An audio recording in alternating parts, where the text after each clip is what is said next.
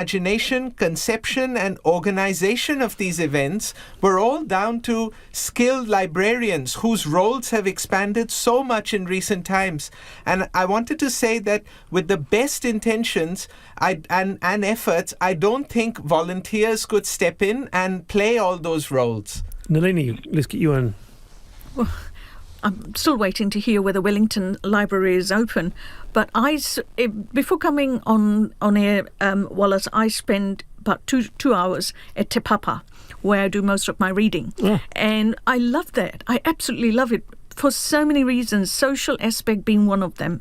You know, people from different parts of the world, different conversations, different languages, all there to learn about this country and what this country is all about.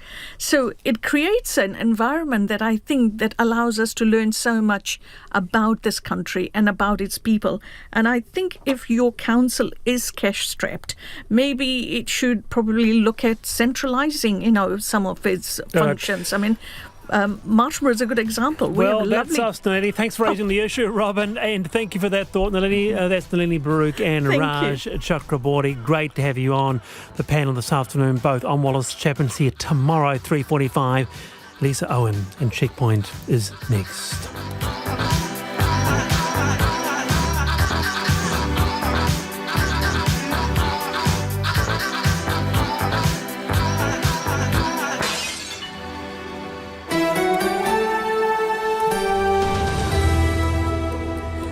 Te whakarongo mai koe ki te reo irirangi o Aotearoa. This is Checkpoint on RNZ National. I'm Lisa Owen.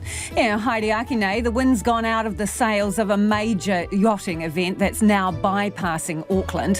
Why were the spectator seats on offer for Sail GP not front row enough for Sir Russell Coutts? Israel signs off on a deal that could see some hostages taken by Hamas released within days. Will cross to Tel Aviv. A road to nowhere fast. The far north faces another summer with the vital Mangamuka gorge closed. The clouds cleared, but not the thousands of passengers grounded due to bad weather. And the cat we have codenamed Tom Cruise after it was found tucked up in the cabin of a massive passenger ship visiting the capital. You can watch us live on the RNZ website.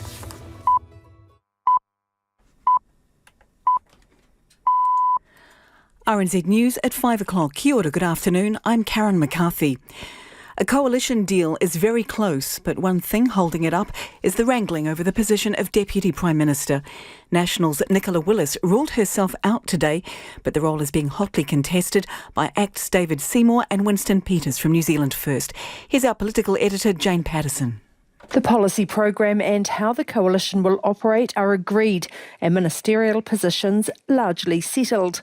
The leaders of both support partners are pitching for Deputy PM, the person who steps up when the Prime Minister is overseas or incapacitated. Incoming Prime Minister Christopher Luxon won't go into details, but says they'll keep talking and when they're ready they'll make an announcement in Wellington as soon as possible. Senior members of his team travelled back to the capital today, but Mr Luxon says he'll stay in Auckland until a final deal is struck. Senior New Zealand First MP Shane Jones arrived in Wellington this afternoon and was asked if Winston Peters wants the Deputy PM position. Well, no doubt those... Israel...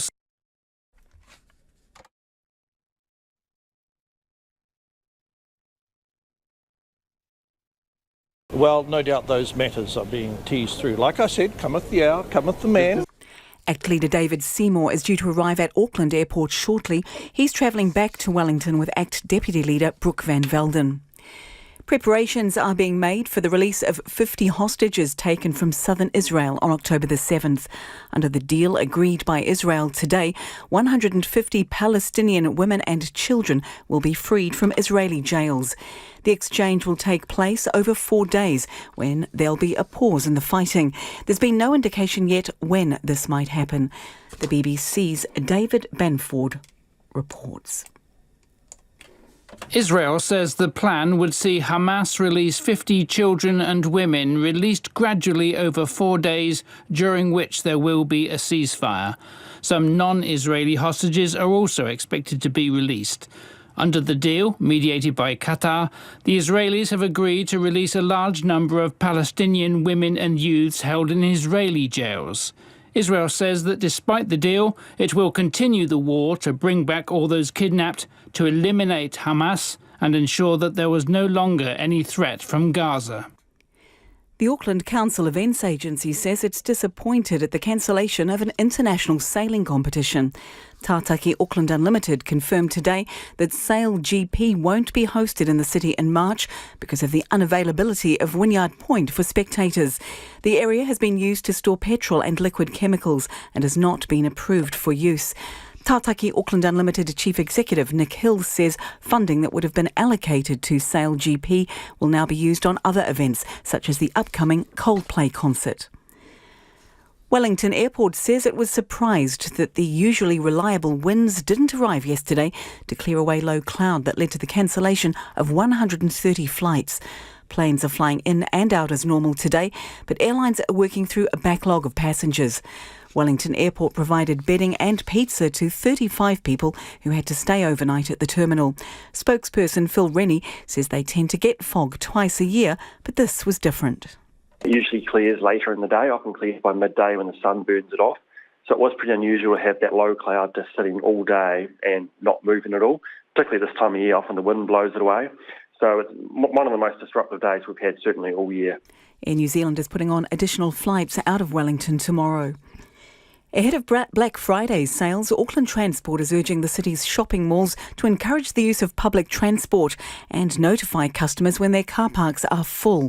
Thousands of motorists were stuck in traffic for hours trying to leave Newmarket's Westfield Mall on Saturday. Transport Agency General Manager Stacey Vanderputten says the city's roads will be busy in the lead up to Christmas. She says there are frequent bus or train services to malls.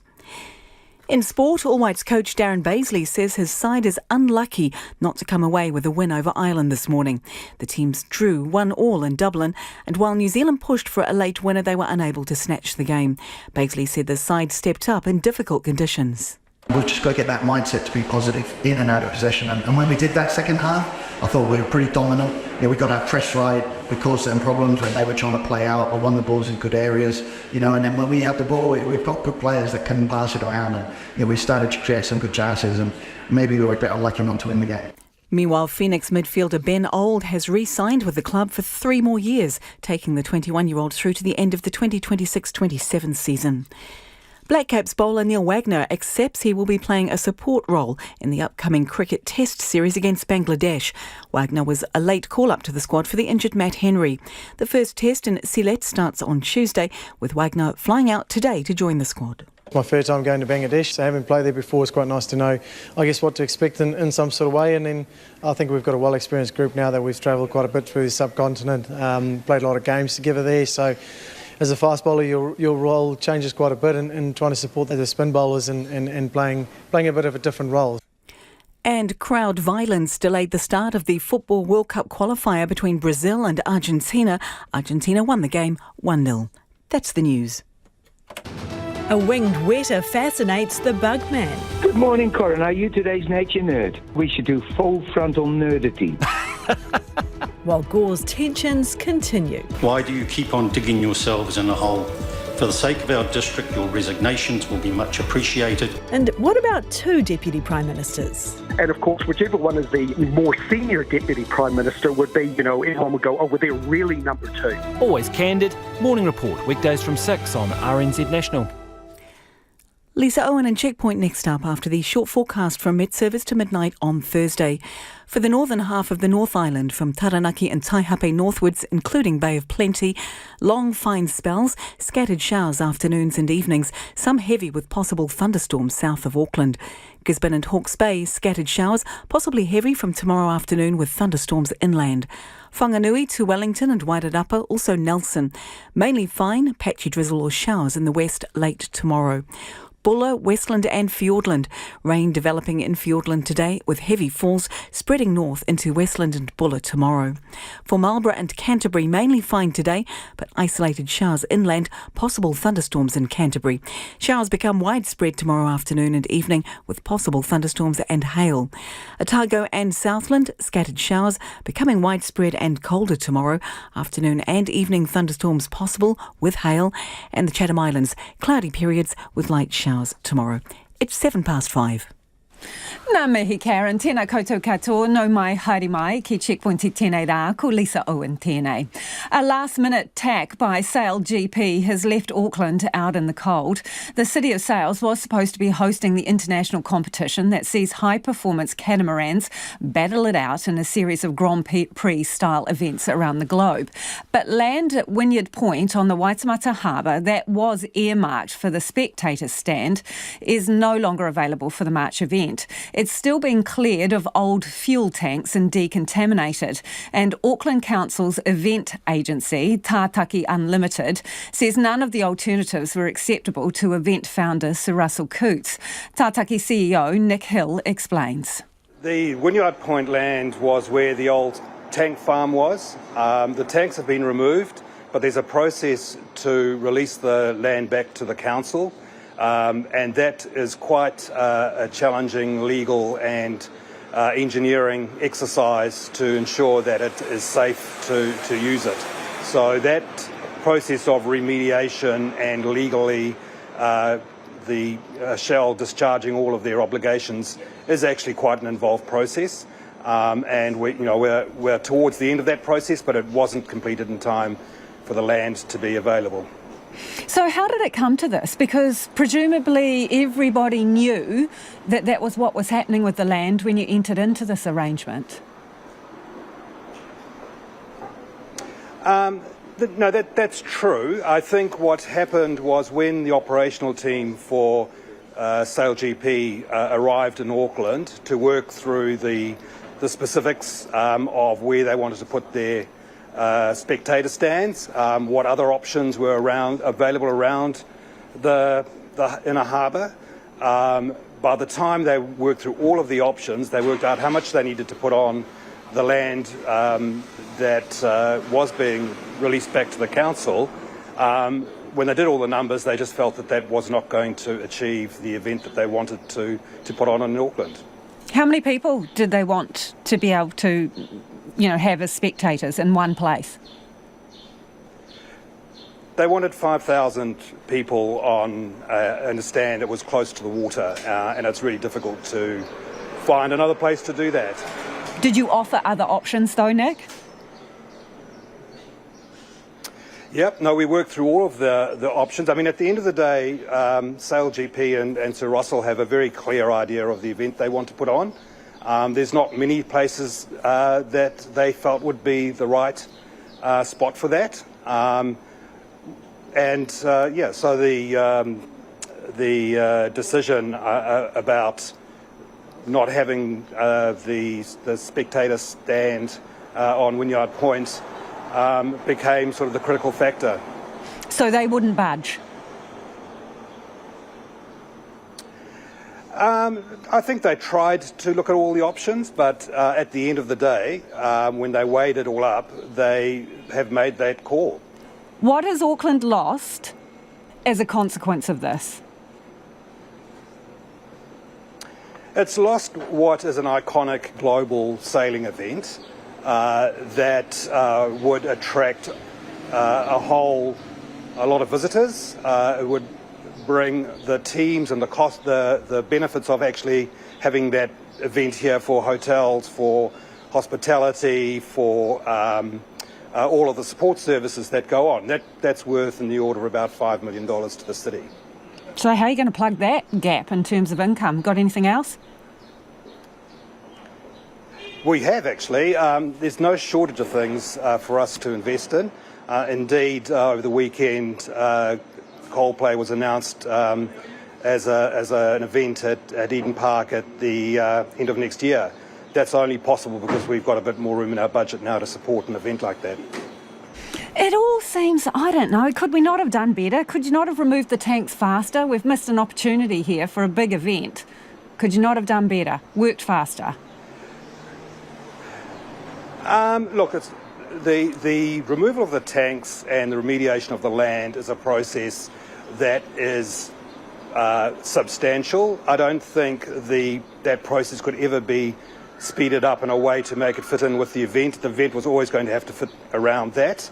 The degree to which it constrained the spectator viewing options really wasn't apparent until we worked through with SailGP, the exact way they wanted to set up the event. So, I think that unfortunately, with hindsight, the event may not even have come here in the first place.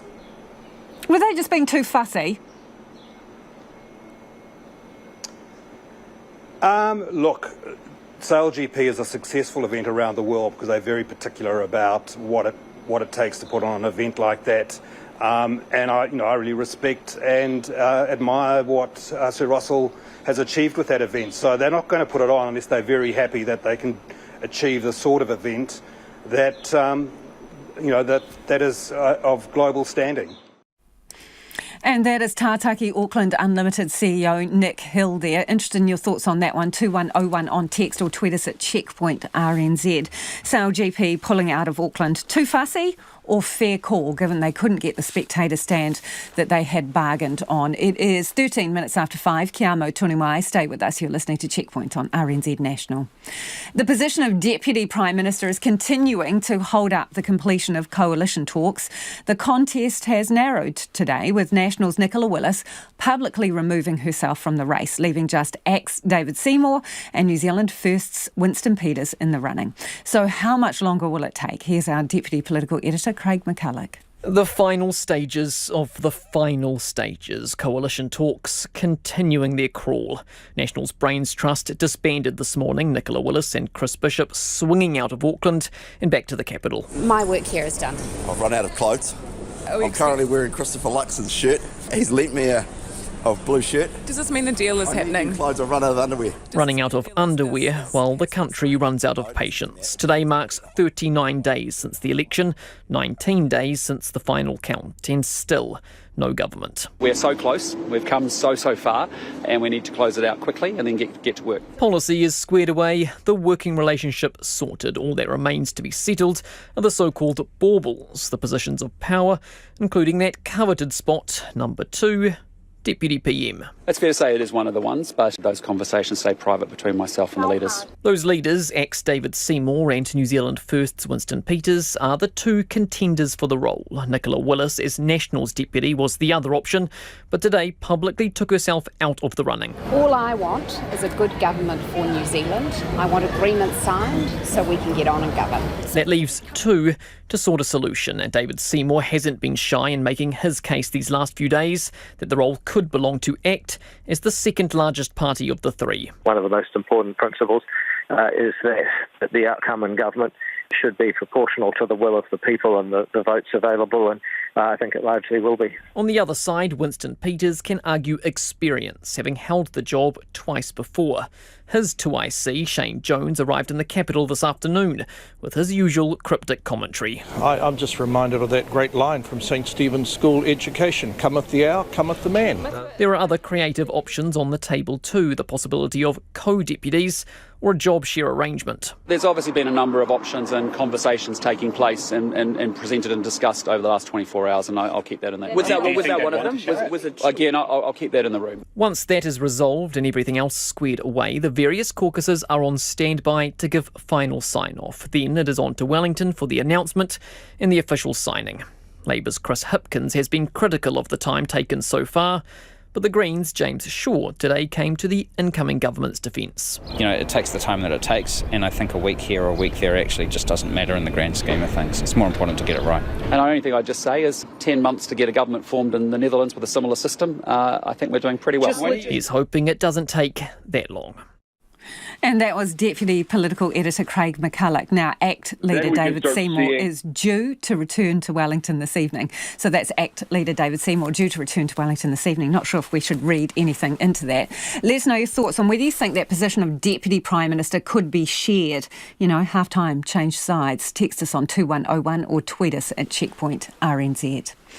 Israel's cabinet has approved a deal that will see the release of hostages held in Gaza by Hamas in exchange for a 4-day humanitarian pause in Israel's air and ground campaign. Earlier this afternoon, I spoke with CNN's Oren Lieberman. Speaking from Tel Aviv, he told me there is now a 24-hour window for the deal to be appealed. Then we can start seeing the release of 50 Israeli hostages, women and children. And that, too, will play out over some time. It'll be 10 a day for 4 or 5 days or so. Unclear where in this timeline the Palestinian prisoners, 150 women and children, are released. So this will take time. And part of that, it seems, is to make sure that the sides stick by the pause in the fighting such that it doesn't happen all at once.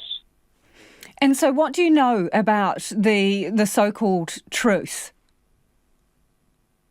So it will play out, and the details have been very difficult to work out with sensitive negotiations.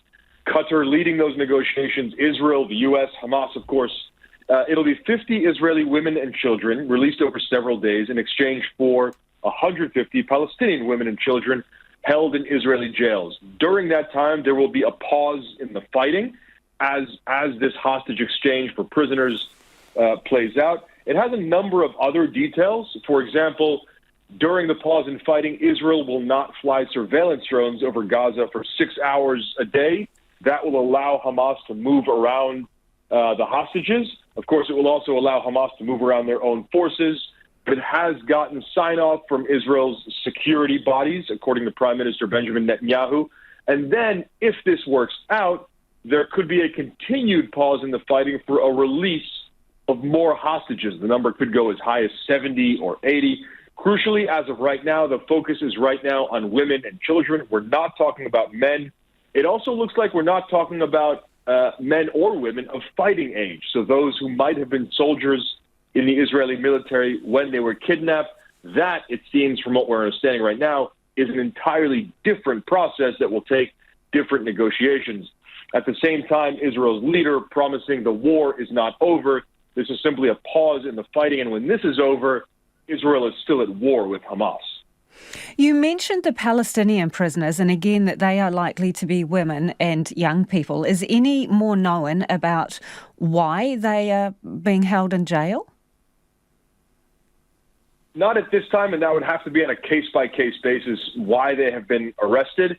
We don't have their identities yet. We also don't know who gets to choose who is released. Is that at the request of Hamas, or does Israel get to choose who is released as part of this prisoner exchange? That's one of the details, one of many details, frankly, that we simply don't know at this point. Oren, I'm wondering if any of the families of the Israeli hostages spoke about the prospect of a deal and how they feel about it? So the families have spoken a bit. They're very cautious because they have heard a deal is imminent, a deal is close, and then suddenly it hasn't happened. Obviously, they're watching what's happening with Israel's political process, and they realize this is much more tangible and palpable.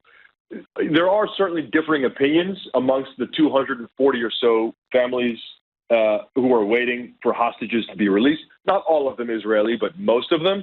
They clearly, from the conversations I have had, want this to happen. Even if it's not all of them at once, the vast majority want the process to begin and can't wait for it to begin, frankly, to release hostages. In fact, one of the family members of the hostages we spoke with today was very optimistic. He said, look, even if my loved ones are not in the first 50, it means that a deal is possible, that there is enough trust in the relationship to begin releasing hostages, and that can only be a good thing to release more hostages. Who is going to take credit for this if it all comes off? Probably a little bit of everybody in that case. Prime Minister Benjamin Netanyahu said it's a difficult decision, but it's the right decision, so he will likely take some credit. He gave credit to President Joe Biden. Everybody has given credit to the leaders of Qatar for being able to host these negotiations. And then we'll see likely Hamas take credit and blame Israel for some elements of this not happening faster. So every party has their own interest in claiming some part of this deal.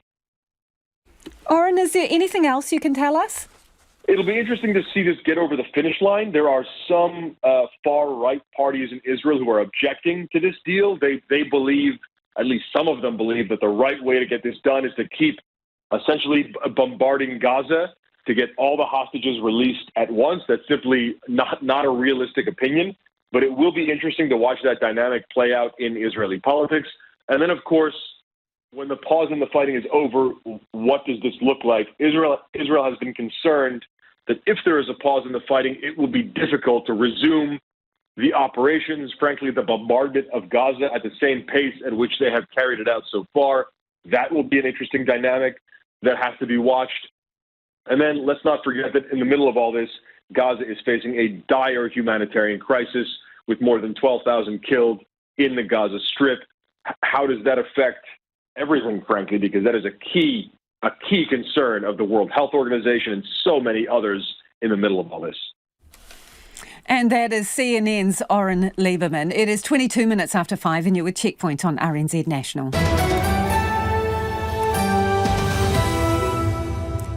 Homai or Whakaaro, we would love your feedback on anything you've heard on the program this evening. A lot of you getting in touch about Sail GP, which is going to bypass Auckland now because of issues over a spectator stand. Do let us know your thoughts on that. Text us on 2101. You can tweet us at Checkpoint RNZ. Not confirmed where it's going next. Some of you think Christchurch. Where should it go? You can also email us at checkpoint@rnz.co.nz and let us know whether you think the Deputy Prime Minister's job should be shared across two parties or not, and why. Time to go to the headlines now. Anea Karen, Mena Pitspitsa Kōrero. Thanks, Lisa. Senior New Zealand First MP Shane Jones has teased whether his leader is gunning for Deputy Prime Minister. National leader Christopher Luxon has admitted whomever of Winston Peters or Act's David Seymour takes the role is proving a sticking point in finalising an agreement to form the government. Shane Jones cryptically deflected questions about whether Mr Peters wanted the role when he arrived back at Wellington Airport this afternoon, saying the details would all eventually shake out. The head of Auckland Council's event agency says they tried to work with Sail GP on optional areas to build a large stand in order to save the event. Sail GP pulled the pin on Auckland hosting the event next March because it was unable to build a stand that would seat 5,000 spectators on land at Wynyard Point. Tātaki Unlimited's Nick Hill told Checkpoint the other options would not achieve what Sail GP wanted. Israeli Prime Minister Benjamin Netanyahu's office is holding out hopes of more hostages being released after agreeing a deal with Hamas. A 4-day pause in fighting has been agreed for the release of 50 hostages. Mr Netanyahu says for every additional 10 hostages released, the pause would be extended by another day. Air New Zealand is putting on additional flights out of Wellington tomorrow to clear the backlog of passengers trapped by 130 flight cancellations yesterday. And police say that 28-year-old Ubika Brady Phillips of New Lynn was the man who died following a crash in the Auckland suburb of Western Springs last Tuesday. Those are the headlines. On the traffic front, on Auckland's southern motorway, State Highway 1, it's been blocked after the Grafton Road on-ramp. Southbound lanes affected following a breakdown about an hour ago. Motorists advised to pass with care and expect delays. We'll have more news headlines and any traffic updates for you around 20 to 6. Kia ora rā e ho. The All Whites coach says his side was unlucky to come away without a win over Ireland in Dublin this morning. The teams drew 1-1 and while New Zealand pushed for a late winner, they were unable to snatch the victory. With me is sports reporter Jonty Dine. So unlucky for them, do you reckon, Jonty? It was a bit, yeah. I mean, a brave effort from the side, but ultimately they couldn't find that match winner despite dominating much of the second half. Ireland, they looked much stronger early on and they scored in the 29th minute through Adam Eder to take the lead, but that sort of clicked the Kiwis into gear and they looked the far better side heading into the sheds. They then drew level when Matt Garbutt scored in the 59th minute and they had plenty of chances to score again but just couldn't quite find the back of the net, unfortunately. So definitely a well-deserved draw, and but as you mentioned, Coach Darren Beasley, he said they were probably a bit unlucky not to win it. Ireland ranked 58th in the world. They're 45 places higher than New Zealand, so it was certainly a massive challenge, as Beasley said. We want to play at a high tempo. We want to be super aggressive and brave in possession and play with courage. And we're good enough to do that. We've got energy, we're young. We're getting close, we're taking steps forward. It's a big challenge coming somewhere like this against a well-coached, good team is a big challenge, away from home in a big crowd, nice stadium. And that's difficult, but I thought today the boys really stepped up. So that's the year done for the All Whites. It was the 7th and last game for 2023. So they finished with a record of 1 win, 3 draws and 3 losses.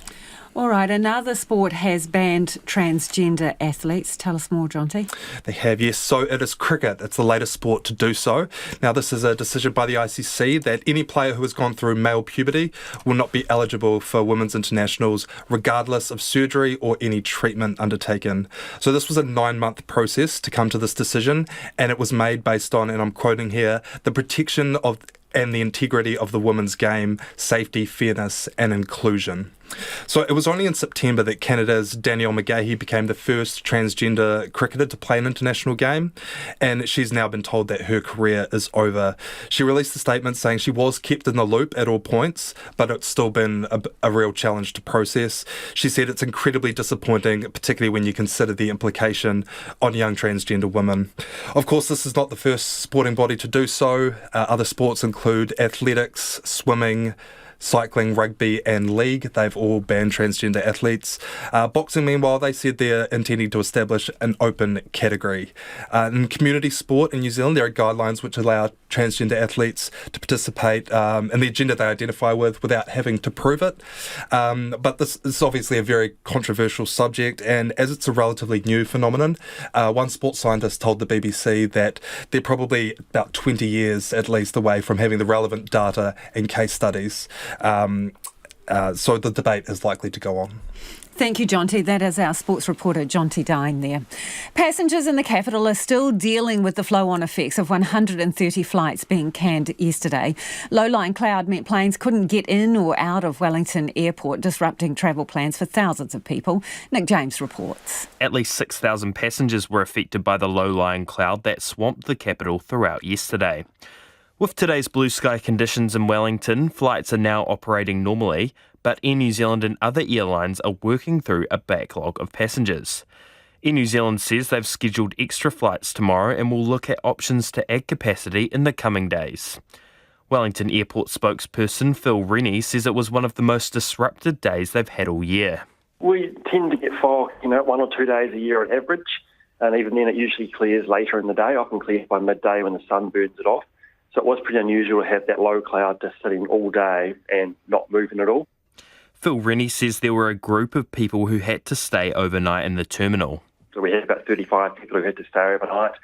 So we put on some bedding, some pillows, we ordered some pizzas in, so everyone was at least well fed and did the best we could to look after those people.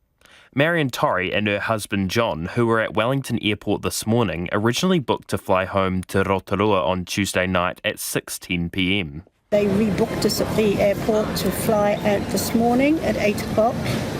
And then we got a text this morning to say that that flight is cancelled and we now can't go home till tomorrow afternoon at 2:10. If that comes in. Yeah. And John's a diabetic and he's got no medication left. Marion Torrey says they're hundreds of dollars out of pocket.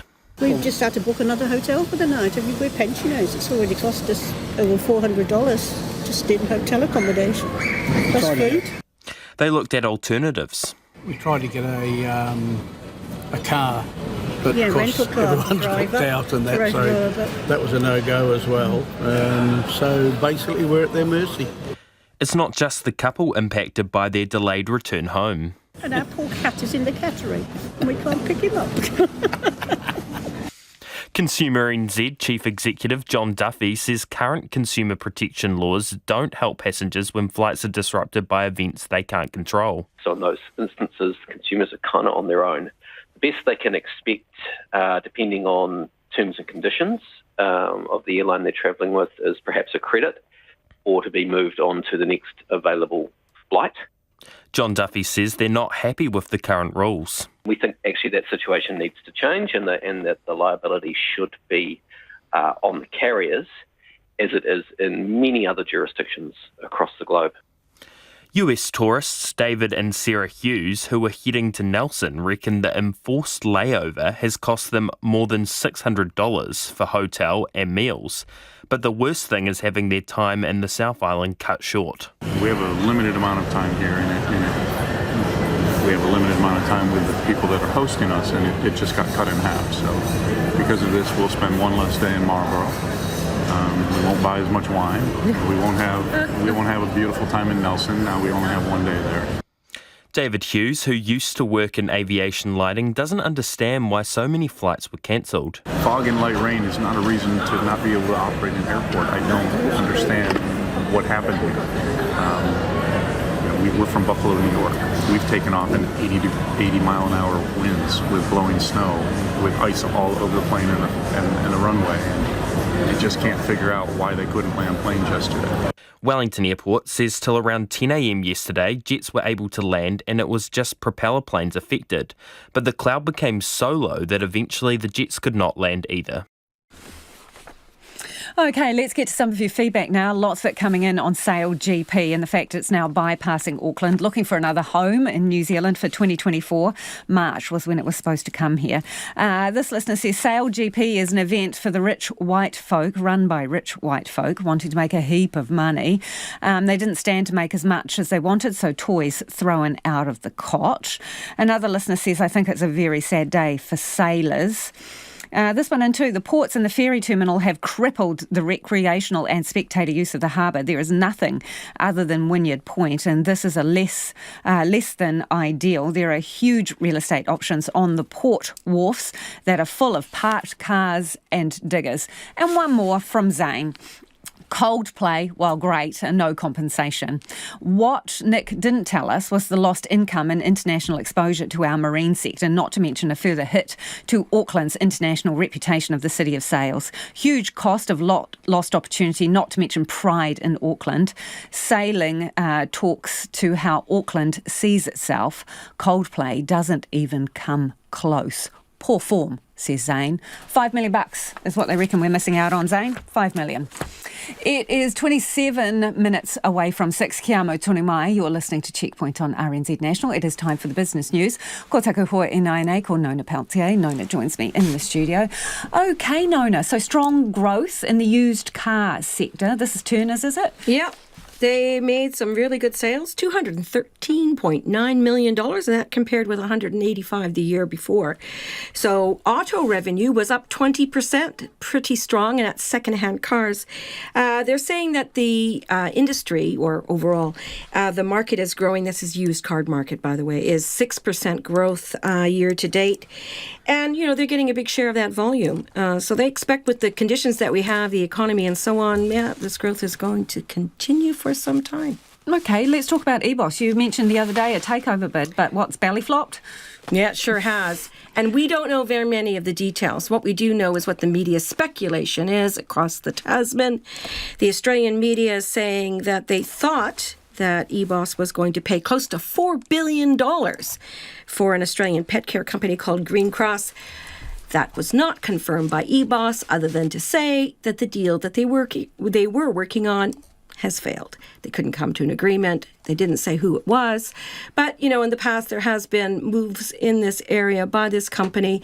It remains to be seen what happens next. Look, the other thing is that they confirmed that their trading for the first 4 months is doing really well. Earnings up, underlying profit rather, up nearly 9%, revenue up 8%. You would have thought the market really would have liked that, but no, just because there's no takeover deal.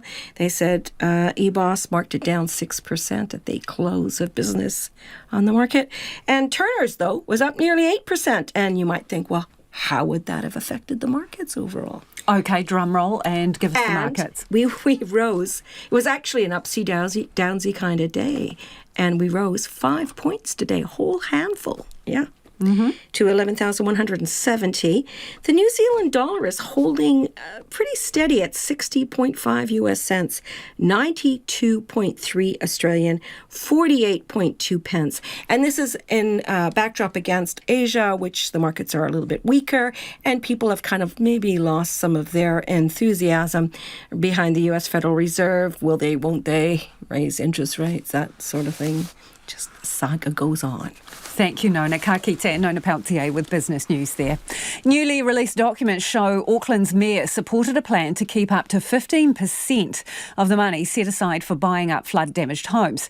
The proposal was later voted against, and councillors instead opted to retain 5% of each home's buyout. But some affected homeowners say they're disappointed that the council even considered taking such a large sum from struggling families. Our reporter Lucy Shear has more. When councillors met behind closed doors in October to discuss plans to spend over $700 million on buying hundreds of flood-damaged homes, a plan to retain some of the money was on the table. The justification: administrative costs incurred during the buyout process. Minutes from the meeting show 5% was the minimum suggested, with 10% for homes worth over $1.5 million and 15% for homes valued over $3 million, meaning some homeowners would be left more than $100,000 out of pocket. Chairperson of the West Aucklanders flooding group, Lyle Carter, is relieved it wasn't approved. You don't know where people are sitting financially. There may be a home that is on paper worth millions of dollars, but that could mean millions of dollars in a mortgage. Mr Carter says many owners feel they're bearing the consequences of under-maintained infrastructure and are calling for the 5% contribution to be scrapped. He says owners will not be pleased to find out that council had discussed an even higher rate. This just adds to the mistrust between council and our people. It adds to a feeling of frustration and anger that we are not seen to be given prioritisation. The proposal came from the Storm Recovery Political Advisory Group and was supported by Mayor Wayne Brown, who ultimately voted for the flat rate of 5%. Mr Brown was unavailable for an interview, but a spokesperson from his office said he considered the 10 and 15% reductions because it would have reduced the burden on ratepayers. Alicia Knowles, whose home was damaged by slips during the storms, says 5% already feels like a kick in the gut. She says it's disappointing to learn that it could have been even more. The sliding scale made it even more harsh, and it's just really disappointing that they thought that was fair. Up to 2 metres of water flooded Amrita Ujla's West Auckland home, and she is now waiting for a buyout offer. She says it's unfair that affected homeowners are expected to contribute 5% when similarly affected homes in Hawke's Bay are being offered a full buyout. Even with the 5%, I'll still have a mortgage to pay. I don't think I'll ever be able to buy a house again. I mean, if you are considering 15% or whatever, it's just not fair. Absolutely not fair. Ms Ujla says knowing that the council had considered a higher contribution from owners erodes her trust in the decision makers. The matter of fact that they actually even just considered this, it breaks my heart. I have no confidence in this government anymore, unfortunately. Not at the council, absolutely zero. Meanwhile, it could be many more months of waiting before hundreds of affected homeowners find out about whether they'll even be entitled to a buyout. It's 20 to 6 and you're with Checkpoint on RNZ National.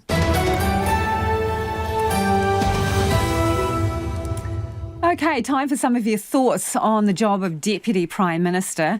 Emma Jean's got in touch and says it is a shame to see a very capable woman like Nicola Willis ruled out. Another listener reckons, let's just do it with a coin toss.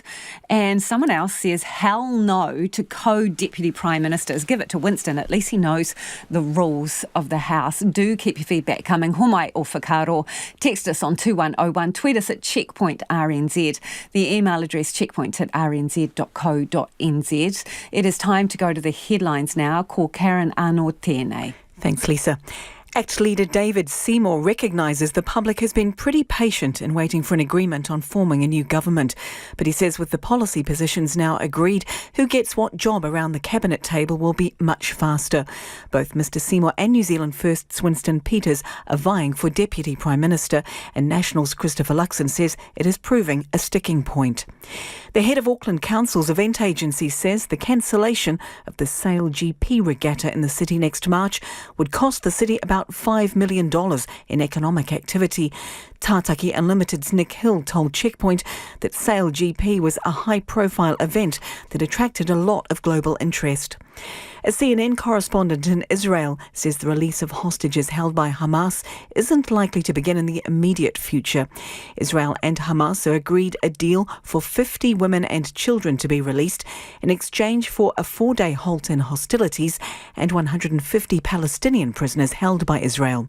CNN's Oren Lieberman told the programme small groups would be released each day in order for both sides to stick to the pause in fighting. Whangarei's Mayor Vince Kokorulo says the opening of the internationally renowned Hunda Tuasa Arts Centre is a key factor that helped persuade cruise ships to return to the city after a 30-year absence. And police in Auckland have arrested 2 women for using counterfeit banknotes after complaints from retailers in Pukekohe. Those are the headlines on the traffic front. Auckland's Southern Motorway, State Highway 1, due to a breakdown on the left southbound lane. It's blocked after Market Road. Pass with care and expect delays. And in the South Island, State Highway 94, Te Anau to Milford Sound, there will be closures of the Homer Tunnel from 6 to 10 p.m. from tonight and for the next 6 nights for works. The road will be open only for 15 minutes of each hour to let traffic through. We'll have more news at 6. Ngā mihi, Karen. The far north is facing another summer with its vital lifeline, State Highway 1, through the Mangamuka gorge to Kaitaia, still closed more than a year after it was damaged again in torrential rain. The gorge has been closed on and off for 3 years due to extreme weather causing cracks and multiple slips at various points along the route. It closed most recently in August 2022. Now that means for the past 16 months, visitors and residents have been forced to take the long way around, detouring onto State Highway 10 via Kirikiri and Kaiō to Awanui, and then onto State Highway 1 to Kaitaia. Due to ongoing land movement and yet more slips, Waka Kotahi recently revised the reopening date to late 2024. Andrea Panther from the Kaitaia Business Association joins us now. Kia ora, Andrea. Kia ora, how are you? I'm good, but it's been long months for you guys. What does all this mean for business and summer trade? We're a resilient bunch up here, so just putting up with it again, but every day it's closed, it costs people money and time and fuel, so we just hope that it's not putting off people to come north. We're hoping that people will go, let's enjoy an adventure or a journey, and the different detours or the different routes will maybe take them places that they may not have visited before, and maybe people might look at even using the flights, so either to Air New Zealand through Kirikiri or Barrier Air up to Kaitaia. A couple of things there. You mentioned the flights, so let's go there first. Air New Zealand doesn't fly direct to Kaitaia, doesn't fly to Kaitaia. What can those flights in about 2014? What would you like to say to them while you're in this predicament? Well, we're in a really vulnerable state because we've only got one road in, and there's lots of roadworks planned for the East Coast Way. So it would be really crucial for them to re-look at them coming back, especially when they report lots of profits. So I don't actually understand why they won't look at Kaitaia. I myself travel on Air New Zealand and we drive to Kirikiri, and sometimes it feels like half the plane are from the Te Huku or Far North area. So yeah, it would be great if they would re-look at bringing back their airline up to Kaitaia. We have a really big runway. It's can actually take international flights if it was upgraded, and so yeah, it's a really good option if they'd look at. But however, Barrier Air have been amazing because they stepped in when they pulled out, and so they've got flights. It's just a small plane. Not everyone likes the small planes, but and they like the connecting flights, because if you don't go to Auckland, we're often got at least 2 flights to get out of the Te Huku area. So yeah, the flights is a really good option. In terms of freight, you mentioned the fact obviously people have to use the other route, including trucks that are bringing goods up to Kaitaia. Has that made a material difference to the costs businesses are facing? Yes, absolutely, because it's not only extra mileage, but the people that are using the freight and couriers have to pay their staff more hours because it's longer. So definitely that gets passed on to businesses, which gets passed on to the consumer. So that does make a massive difference. We're all hanging out for the State Highway 1 to be opened again. I've often said it would never happen anywhere else that it would be closed that long, but apparently we don't have the population to justify it, and that does make us a bit frustrated when lots and lots of people are commuting in and out of the Te Huku area. So it's making it really difficult. We've heard stories of teachers that used to just come through the Mangamuka, that they go all the way around, so they've resigned from schools. So we've lost more specialised people in our area because of the travel and the distance. So yeah, it is really detrimental to our area. But as I said, we're resilient. We've been putting up with it, but we're all hanging out for when it opens. We have heard the date of May next year. So let's hope that, the pictures we've seen of the works that they're doing in the Mangamukas is amazing. So, we're really hopeful that this might be the solution for us and we'll get that road open. Andrea, I don't want to be the bearer of bad news, but Waka Kotahi says it's still looking to late 2024. Oh, so closer to Christmas, yeah. But I had heard that as well, so I was just hoping that the May date was Are you not a priority, Andrea? Do you think the far north isn't a priority for people? And by people, I mean Waka Kotahi and other government agencies. Yeah, I guess they have their limited budgets, and so we were really upset when other areas in New Zealand that had their roads damaged got them fixed relatively soon, and we didn't. So it does feel like we aren't, but I have also been on all the different meetings where they explain the different complications with soil type, etc., etc. So, yeah, they have got justified reasons. But, yes, definitely as a people group up here, we do feel like we are not cared about because we're so far north. But, we have so much to offer everyone to come north. So it's just, it does feel like we're getting cut off. Did you ask Waka Kotahi, Andrea, if they could potentially open that bit of road for convoys just at certain points during the day or a day during the week? We understand that has been discussed, but if they did that, it would extend the length of time for when it can open properly, and so the decision was made to keep it closed and carry on working 24/7 to get it open as soon as they can. So, yeah, it was an option, but it got taken off the table to speed up the end process. What if the Brynderwyns are also closed for a stretch of time too, because that is another road further down the line which would have an impact on you as well? I know, totally. I know the rest of Northland will know what it feels like. However, we know that that's going to happen, so we're taking that stance that it's the savings that you make on the new piece of motorway just north of Auckland, you might have to give that up when you come to the north and take another journey and have an adventure that you might see other parts of the Northland area that you wouldn't normally see because of the different detours that they're offering. We have been talking to Waka Kotahi and they are looking at upgrading some of those alternative routes as well. So, we're really hopeful that that all happens in time for their proposed closure in February. Thanks for your time, Andrea. We wish you a cracker of a summer. That is Andrea Panther from the Kaitaia Business Association, facing yet another summer with one of their main roads closed due to severe damage in the extreme weather. It is 10 minutes away from 6. Kia amo tonu mai. You're listening to Checkpoint on RNZ National. A potential biosecurity catastrophe has been avoided after a pet moggy was busted on a cruise ship travelling around Aotearoa. The American cat was apparently spirited onto the ovation of the seas and was discovered in a passenger's cabin when the ship arrived into Wellington at the end of October. The cat is now officially in the care of the captain, who is responsible for keeping it on board.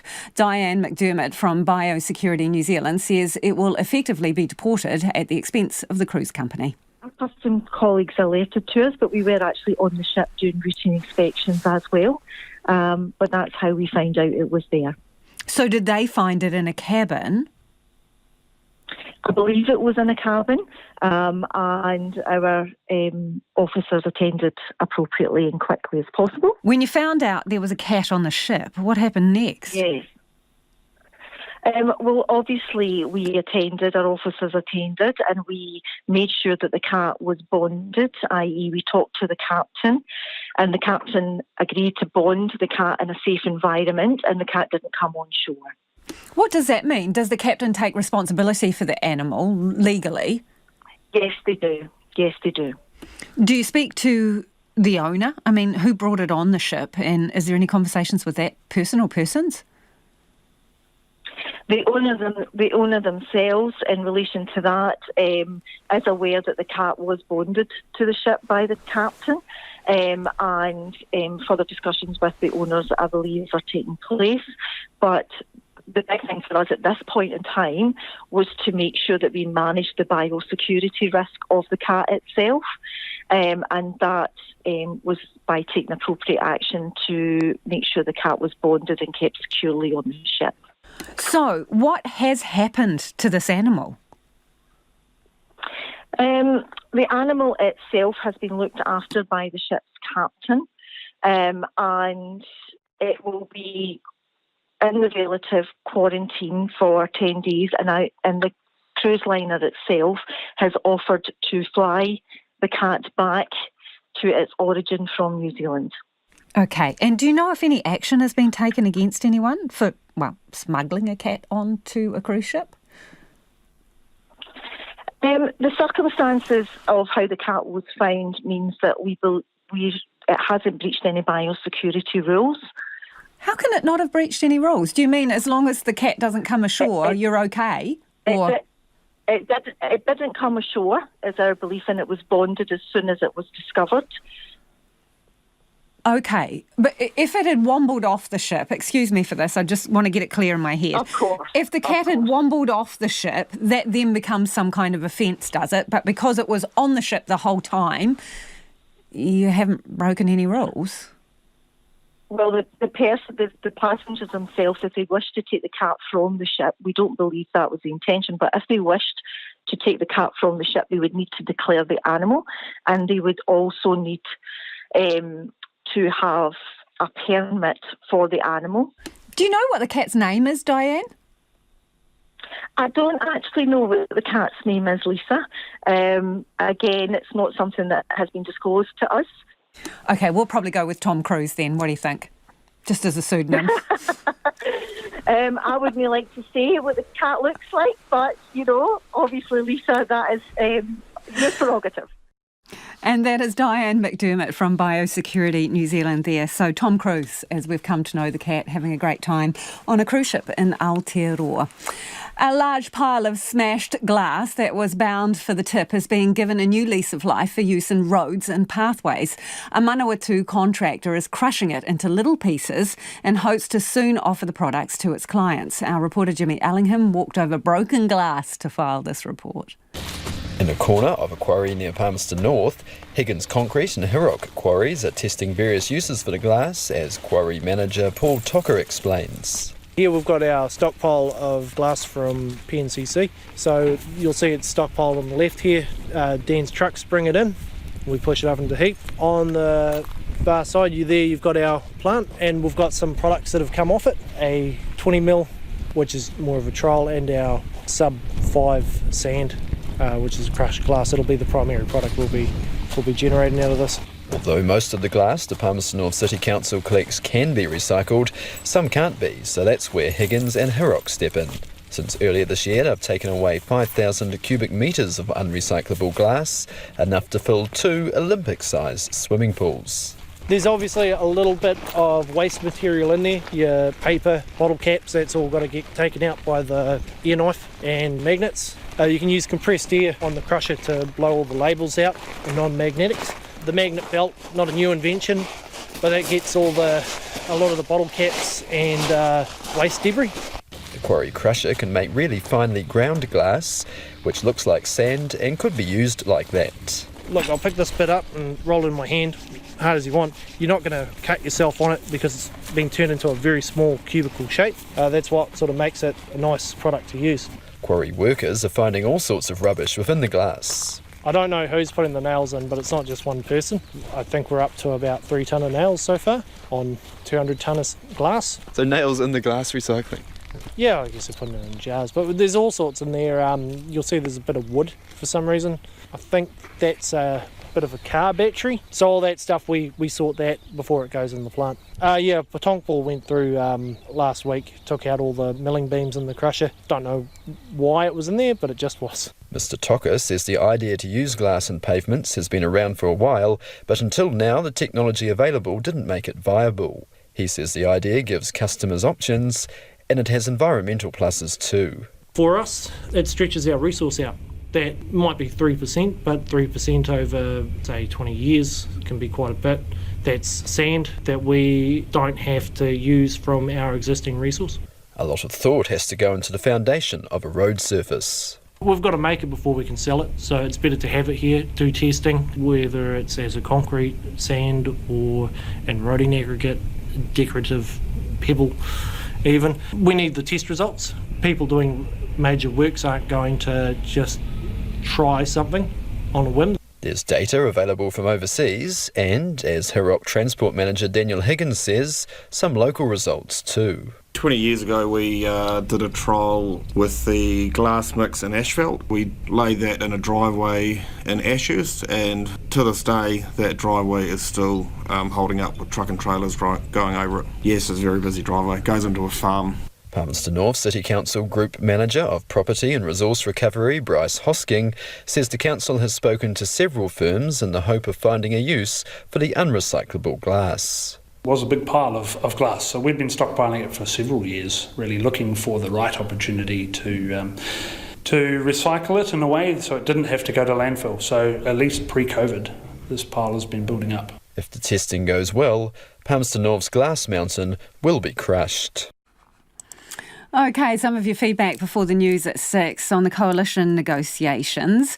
This listener says there might be some entertainment value in Seymour and Peters trying to share co-Prime Minister positions, but politically I think it would be a nightmare, they say. Another says, would appointing joint deputies amount to co-governance? Yeah, that's an interesting one. Some are sad to see that Nicola Willis is out of the running. This one, sad to hear that Nicola Willis is out of contention for Deputy Prime Minister role. Maybe many disaffected voters if we lose gender balance in the top two roles. On the subject of Sail GP sailing right past Auckland, John says, will Littleton now be the venue for Sail GP again? Lots down in the South Island putting their hands up for it to come there. One listener says it was awesome when it was in Littleton. And this one too, Christchurch loved the Sail GP. Everyone parked up where they could to watch, and it cost nothing. So much for Auckland being the city of sails. Auckland Council couldn't organise a bun fight in a bakery, this listener says. So much lost opportunity for Auckland. I pity all the businesses adversely affected. Very poor indeed, they reckon. On the other side of the coin, I'm glad there won't be corporate welfare for rich yachters. New Zealand has an inequity crisis. That's where public money should be going, not one-off yachting events. Another good old Sir Russell and his team, not New Zealand, strikes again. Andrew in Northland's pretty disappointed. Unbelievable and unacceptable. First we lose the America's Cup, now Sail GP, the two most high-profile sailing events in the world, where New Zealand has featured so strongly, so much for the city of sails. Coldplay is a great band, says Andrew, but no consolation, followed by a multitude of exclamation marks. Come on, Auckland, city of sails, sort yourself out. Plenty think it is embarrassing too. RNZ News at 6 o'clock. Kia ora, good afternoon. I'm Karen McCarthy. ACT leader David Seymour is en route to Wellington as government coalition talks near completion. Incoming Prime Minister Christopher Luxon said earlier today policy and how the coalition will operate are agreed and ministerial positions largely settled. But the Deputy Prime Ministership remains outstanding. Mr Seymour told reporters at Auckland Airport he's travelling to the capital as he may need to be there later in the week. You can't get a flight to Wellington until Friday. We had to beg, borrow and steal just to get a seat on there. I could potentially be sitting on the wing. National Party leader Christopher Luxon and New Zealand First Leader Winston Peters remain in Auckland. Israel's cabinet has voted to approve a hostage deal with Hamas following more than 6 weeks of intense fighting in Gaza. The Prime Minister's office says 50 hostages will be returned over the course of 4 days. In exchange, 150 Palestinian women and children being held in Israeli jails will be released. There will be a pause in fighting during this time. The Israeli statement says, as part of the deal, the release of every additional 10 hostages will result in 1 additional day in the pause. The Auckland Council Events Agency will use some of the money from the cancellation of an international sailing competition in March to help promote other international acts. Tātaki Auckland Unlimited confirmed today that Sail GP won't be hosted in the city because of the unavailability of the Wynyard Point area for spectators. The area had been used to store petrol and liquid chemicals and has not yet been approved by the council for use. Tātaki Auckland Unlimited Chief Executive Nick Hill says the cancellation was upsetting. I'm personally really disappointed. I think a lot of people look forward to the event. It's a fantastic event to be a spectator at. But look, there's plenty of other things. We've got the Moana Festival happening at the same time. Nick Hill says they tried to work with Sail GP on optional areas to build the stand. A group representing flood-affected homeowners in Auckland is disappointed the city's council considered withholding even more money from those offered buyouts. Auckland Council will keep 5% of each buyout to help pay for administering the scheme. But documents show it considered double and triple that amount, depending on the home's value. Lyle Carter, the chairperson of the West Aucklanders Flooding Group, is relieved it wasn't approved. You don't know where people are sitting financially. There may be a home that is on paper worth millions of dollars, but that could mean millions of dollars in a mortgage. Lyle Carter says they want the 5% homeowner contribution removed. Similarly affected homes in Hawke's Bay are being offered a full buyout. A spokesperson for the West Papua National Liberation Army says New Zealand pilot Philip Mertens has been looked after well since becoming a hostage. Mr. Mertens was taken hostage by the Army in February, shortly after landing at a remote airstrip. A new video circulating on social media shows Mr. Mertens surrounded by armed men and comes with a claim that he will be shot in 2 months. The spokesperson, Akobo Amatusto, says he was told today Mr. Mertens is safe and healthy. Liberation fighters gave him very good hospitality, which is if he needs some medication or water or food or whatever, they always provide. The Ministry of Foreign Affairs says it is aware of the video and efforts are continuing to secure Mr. Mertens' safe release.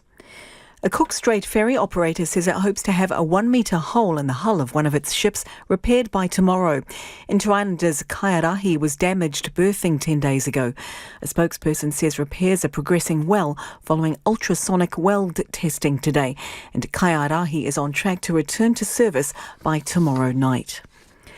Southland District Council has voted to remove the $1 fee at the region's only paid toilet after local business owners complained about the behaviour of people unwilling to pay it. The Lions Park toilets were designed to cater for tourists arriving in droves on buses and had limited operating hours. Diane Holmes from RD Petroleum Lakeside told the Southland District Council the fee meant people were instead just urinating in public and damaging the town's reputation. Clambering out of bushes in Lions Park and climbing out of the stand of trees in Anzac Park, and ironically grown men peeing on the back of your pay toilets. Diane Holmes says she's often had to clean up a much worse mess left by people not willing to pay for the toilet. Auckland's Waterfront Agency says the Wynyard Crossing footbridge will be closed for at least 2 days. A spokesperson for Your Waterfront says the bridge is stuck upright due to a fault with its motor. They say an engineering consultant is urgently sourcing the parts needed for repairs. But if the right parts can't be found locally, it could be up to 2 weeks before the fix is completed. Your Waterfront says a floating pontoon bridge could be set up if repairs are delayed. Actor, writer and director Oscar Kitely is relieved and proud Taika Waititi's comedy Next Goal Wins will finally hit cinemas here in 2 weeks. The movie is based on the true story of American Samoa's football team and their journey to the FIFA World Cup qualifiers. Samoan-born and Auckland-raised Kitely plays the role of the president of the Football Federation. He says he's proud to see the film finally come home. You know, we shot it in the before times, before the world went crazy with COVID. There was a lot of times where I wondered whether it would come out, and it has 4 years later, so I'm just excited and relieved. Next Goal Wins screens from December the 7th. That's the news. Today after 1pm, Lenore Skenazy was once labelled America's worst mom for letting her 9-year-old ride the subway alone in New York City. She started the free-range parenting movement at a non-profit that promotes childhood independence, and now more and more research into why kids today have such high levels of anxiety seem to back what she's always said about kids developing resilience from unsupervised activities. She talks about her latest research on afternoons from 1pm here on RNZ National. Now, the short forecast from Met Service to midnight on Thursday. For the northern half of the North Island, from Taranaki and Taihape northwards, including Bay of Plenty, long, fine spells, scattered showers afternoons and evenings, some heavy with possible thunderstorms south of Auckland. For Gisborne and Hawke's Bay, scattered showers, possibly heavy from tomorrow afternoon with thunderstorms inland. Whanganui to Wellington and Wairarapa, also Nelson, mainly fine but patchy drizzle or showers in the west late tomorrow. Buller, Westland and Fiordland. Rain develops in Fiordland today with heavy falls spreading north into Westland and Buller tomorrow. Marlborough and Canterbury, mainly fine today but isolated showers inland, possible thunderstorms in Canterbury. Showers become widespread tomorrow afternoon and evening with possible thunderstorms and hail. For Otago and Southland, scattered showers becoming widespread and colder tomorrow. Afternoon and evening thunderstorms possible with hail. And the Chatham Islands, cloudy periods with light showers tomorrow. It's 6:07. Nā mihi Karen, no mai hoki mai, this is Checkpoint, ko Lisa Owen tēnei. Tonight, as we've heard, a sliver of light in what's been a month and a half of dark news out of Israel and Gaza. The Israeli government has signed off on a hostage deal that would see the return of 50 people taken captive during the Hamas attack on October the 7th. In exchange, Israel will release 150 Palestinian women and children locked up in jail. Importantly, for civilians in Gaza, there will be a 4-day humanitarian break in the conflict, and Israel says that's for every hostage that is released. It will cease hostilities for an additional day. The ABC's Nicole Johnston reports. The final stage of a hostage deal between warring parties Hamas and Israel is underway. Israel's Security and War Cabinet have approved the deal. It's now been taken to the full Israeli cabinet to vote on it. Israeli media reports that the agreement would include the release of 50 hostages in exchange for 150 Palestinian prisoners, as well as a 4-day ceasefire in Gaza. In a recorded message at the start of the government meeting, Israeli Prime Minister Benjamin Netanyahu said even with a deal, the war will go on. Outside there is a lot of nonsense talk, as if after we have a ceasefire for the release of the hostages, we will stop the war. So I would like to clarify that we are at war and we will continue to fight until we reach our goals. In war there are stages, and also in the returning of hostages there are stages, but we will not let go until we reach absolute victory and until we bring them all back. A ceasefire, however brief, would give aid agencies time to deliver more food and medicine into Gaza, which is in the middle of a humanitarian crisis. Dr. Richard Brennan, the World Health Organization's Regional Emergency Response Director, says they need to move critically ill patients from the north of Gaza to the south. There are only 3 hospitals to our knowledge where there are patients remaining. None of them are really functioning as hospitals as such. We've been approached by the Ministry of Health from the Palestinian Authority to evacuate all the hospitals. We still have around 250 patients in Al-Shifa Hospital, many of them with severe injuries, severe burns, dialysis patients, 29 patients with spinal injuries. It's likely the Palestinian prisoners who will be swapped as part of any potential hostage deal will be women and children. The Israeli human rights group, the Public Committee Against Torture in Israel, says there are more than 160 children and dozens of women in Israeli prisons. Tal Steiner is the organisation's director and explains how Israel applies military law to Palestinians in the occupied West Bank. Palestinian residents of the West Bank can be put in Israeli prisons if they have committed or suspected to have committed an offense against the military rule, because as some may know, Palestinians in the West Bank are living under military rule as the Palestinian territories are occupied and not form a state within themselves.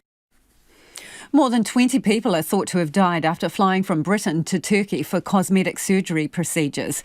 Now the UK government says it's planning to hold talks with Turkish authorities to see what can be done to prevent more such deaths. The BBC's Stephanie Prentice has this report. A gluteal muscle lift, known to insiders as the Brazilian butt lift, involves a transfer of fat into the buttock area.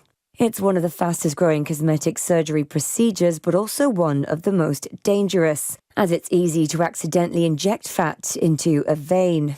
That's what happened to one British woman who died undergoing the procedure back in 2019. And this week, a coroner ruled she wasn't given enough information beforehand to make a safe decision. The case has prompted officials to step in and say they'll be visiting Turkey shortly to discuss surgery regulations around all cosmetic tourism.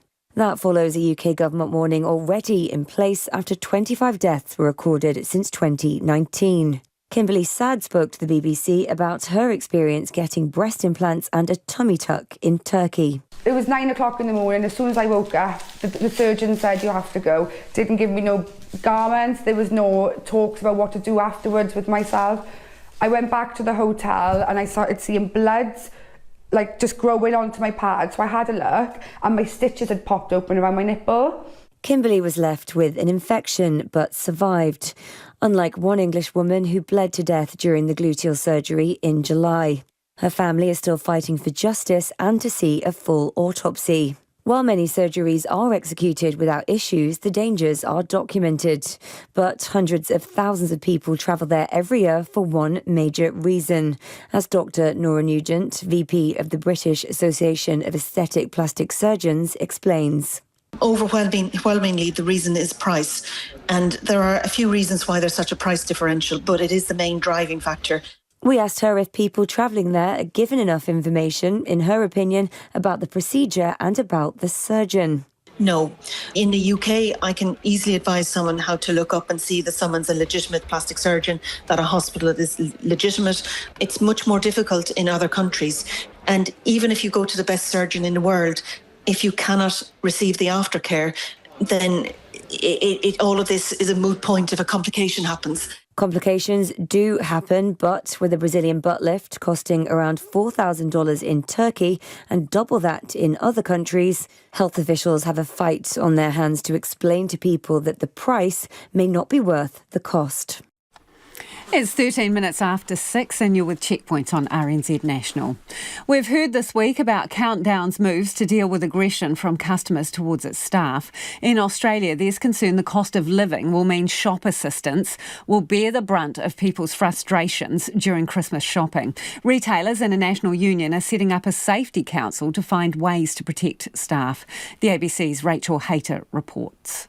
69-year-old retail worker Christine Smith loves her job. I'm in charge of the self-serve checkouts at the front of the store at Kmart in Campbelltown. She's been with the store in southwest Sydney for nearly 3 decades. I love people and I love to teach.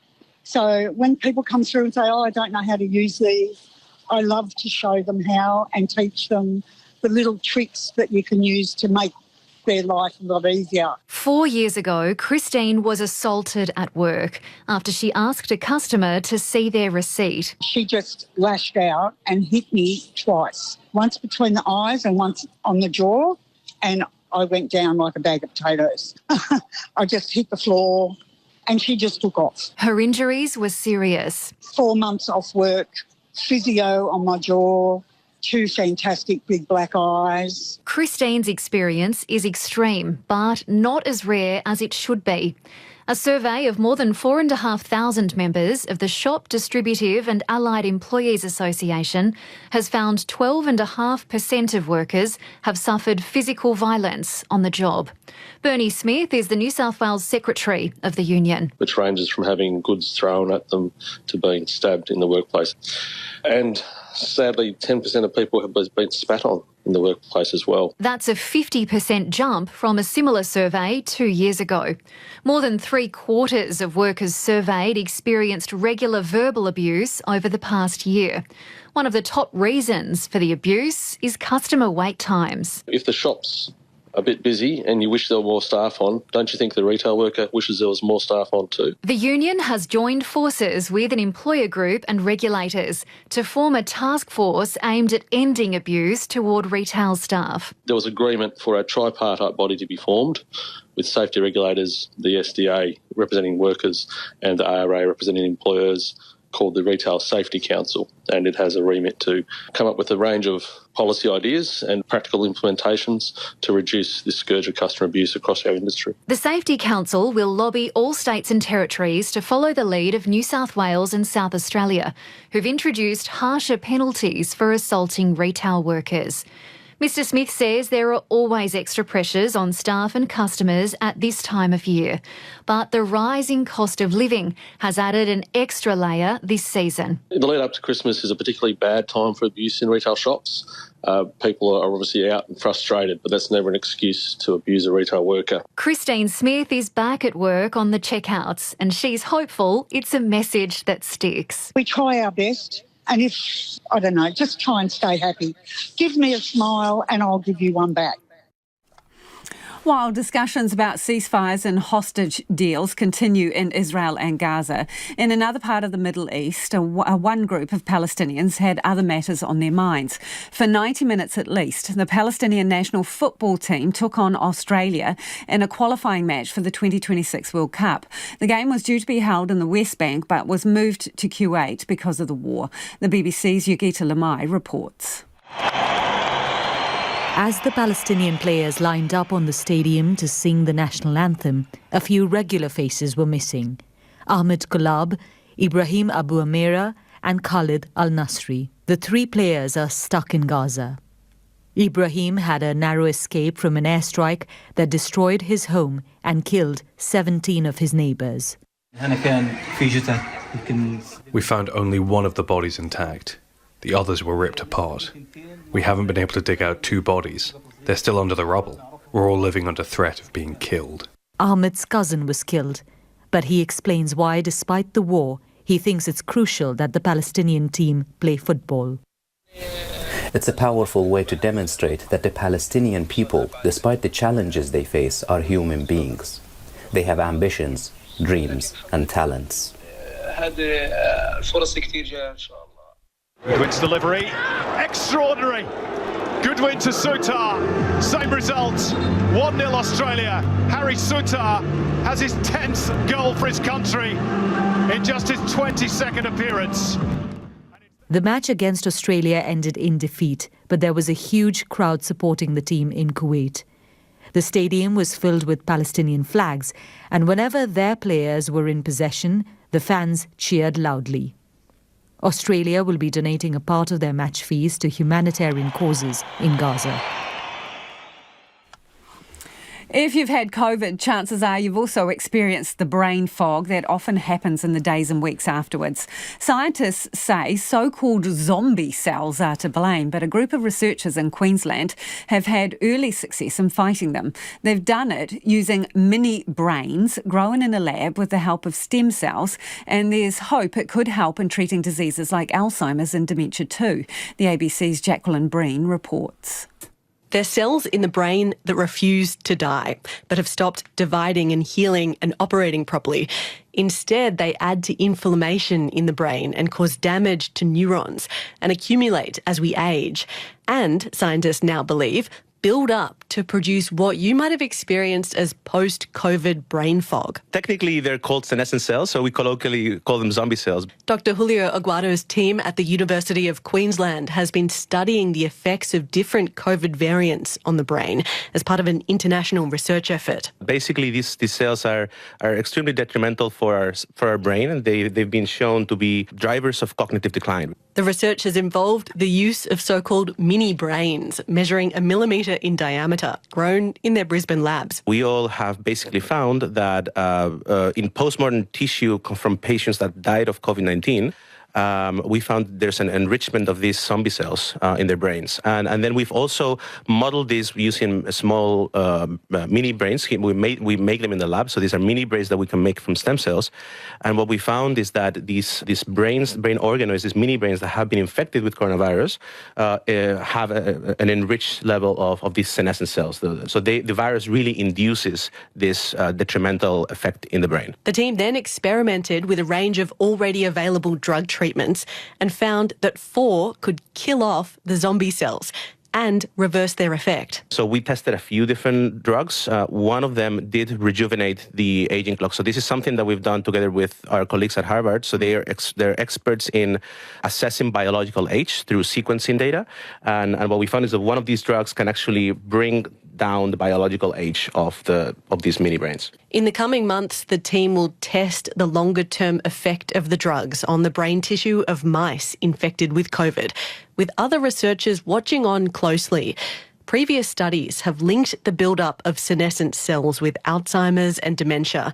And Dr. Aguado says his team's finding, which is peer-reviewed and has been published in the journal Nature Aging, could inform the future treatment of age-related cognitive decline. That good news comes as Australian health experts warn against complacency in the face of another COVID wave cresting ahead of Christmas. It's been announced that the popular Top Gear program will not be returning to TV for the foreseeable future after a crash last year involving its star presenter. The accident, still cloaked in secrecy, resulted in a reported financial settlement of millions of dollars. The long-running series about cars first aired in 1977 and won many fans worldwide, the BBC's David Silito reports. When Top Gear's charismatic daredevil Freddie Flintoff, as he's widely known, ended up with serious facial injuries in an accident last year, the show was put on hold. And even 11 months on, little is known about what happened. Freddie's co-host, Chris Harris, says everyone agreed to keep quiet. He's healing.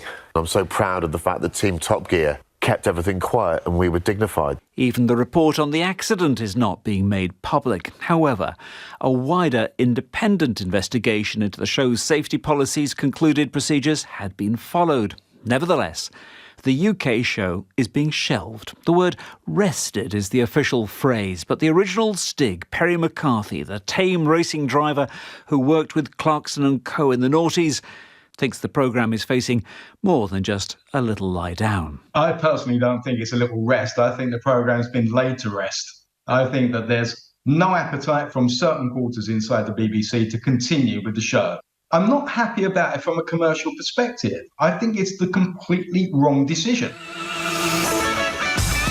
Of course, Top Gear's been written off in the past. The old comfy cardigan-clad consumer show of the 80s and 90s. And Mary Johns has been having a spot of trouble changing her plugs. Was saved from cancellation when Jeremy Clarkson added comedy and some terrifying risk-taking.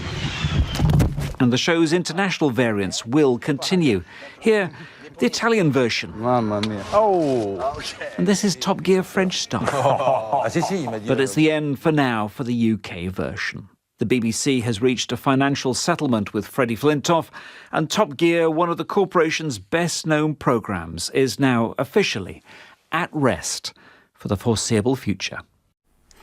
In the US, a lottery winner from the state of Maine who hit the jackpot now wants tens of thousands of dollars from the mother of his child. He alleges she violated a non-disclosure agreement. Here's CNN's Terry Stackhouse. Usually you're not worried about non-disclosures until you're starting to get up there into the $100 million range. His clients get into that range and beyond. Kurt Panusis, a Florida-based attorney, has represented multiple big money clients, many of them, like this Maine winner, anonymous.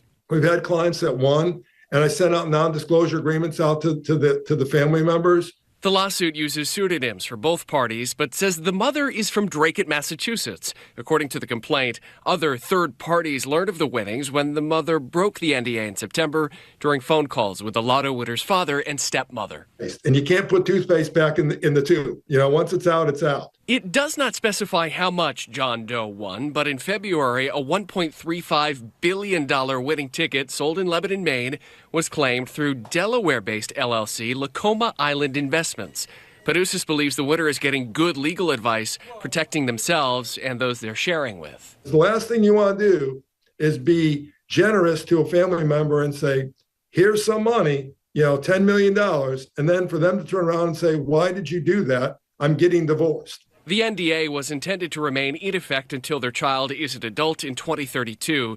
The plaintiff seeks damages of at least $100,000 per unauthorized disclosure. Because you're going to end up hurting the child more than anything else. And that's the unfortunate thing. The musician Mark Knopfler, who achieved fame as part of Dire Straits, is to auction the majority of his guitar collection.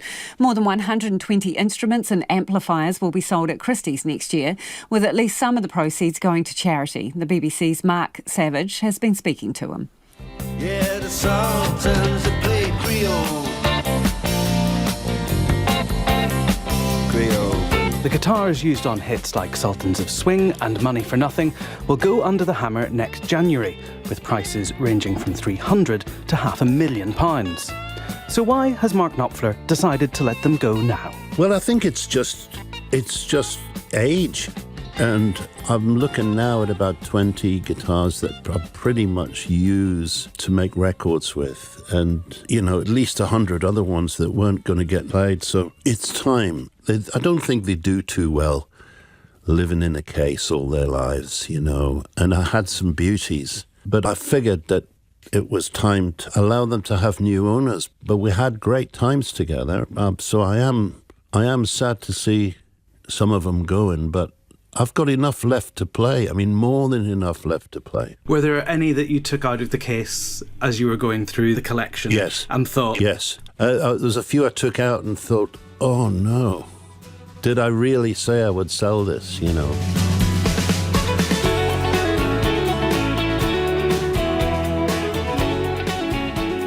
must hope that they get played and not put behind a glass case. Exactly that. I want people to be really happy that they've got them. I was going to ask, when you first went into a guitar shop as a child, what are your memories of that? I think I can still remember the first time I plucked up enough courage to pick one off the wall with trembling fingers. And then one of the Geordies in the shop said, "If you drop that, I'll drop you." With that sense of adventure, Knopfler became one of the most virtuosic and accomplished guitarists of his generation, capable of producing a wide range of tones and textures from his instruments. But in the early days, he didn't have much money to spend on equipment. Even when Dire Straits were recording their multi-platinum selling album Brothers in Arms, he was using a modern replica of a 1959 Gibson Les Paul. I thought it was great, and that was long before I had the chance to try a 58 or a 59. So this is what I wonder, is the danger with selling these guitars that you will use the money that you make from the sale to buy more? Yeah, there's every danger. In other words, what have I learned? Not a lot. OK, some final thoughts from you on the government negotiations, that is, to form a government. This listener says, tell the boys to stop being entitled and give the job to Nicola Willis. On the other hand, this one says the Finance Minister will have her hands very full. Pick Seymour for Deputy, Winston for Foreign and Jerry Brownlee for Speaker. And this one in. Interesting that both the leaders of the two smaller parties are going on about proportional share of representation, yet there are no women at the top spots for leadership within the new government. Well, so far, we don't know for sure. OK, that's all we've got time for. The Late News team will keep you updated throughout the night. If you missed anything, you can catch up on Checkpoint on Spotify, Apple or wherever you get your podcasts from. Ko te kaupapa tuatahi a pōpō, and tomorrow from 5 a.m, put your helmet on. First up meets the 21-year-old who is over halfway through his journey of riding an e-scooter from Cape Reinga to Bluff in the name of charity. Buckle up for that one, 5 a.m. We will catch you a little later in the day. Thanks for joining us. RNZ News headlines at 6:30. ACT leader David Seymour has headed back to Wellington, although he says yesterday's flight cancellations are the reason for his return tonight rather than later in the week. US President Joe Biden has welcomed the deal to secure the release of hostages taken by Hamas during the attack on Israel. The Auckland Council Events Agency is certain that Sail GP Regatta will return to the city after next March's event was cancelled today. Flood-affected Auckland homeowners are urging the council to remove an administration charge from their buyout offers. And KiwiRail says repairs to its Kaiarahi ferry are on track for it to return to service by tomorrow night. Those are the headlines. Our next news and weather at